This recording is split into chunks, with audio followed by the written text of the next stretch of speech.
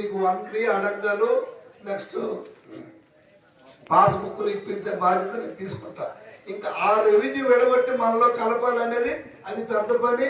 Collector గారు అది తీసి పైకి పంపించి అక్కడ రెవెన్యూ మంత్రి లెవెల్లో అవ్వాల్సిన పని ఉంది కనుక తప్పకుండా దానిపైన కూడా కలెక్టర్ గారు మనకి ఒక క్లారిటీ చెప్తారు.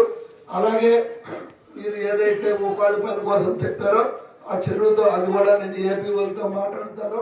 డ్రైనేజ్ వేసి చెప్పారు, ఇరిగేషన్ వాళ్ళతో మాట్లాడతాను, ఆర్డబ్ల్యూఎస్ వాళ్ళతో మాట్లాడతాం.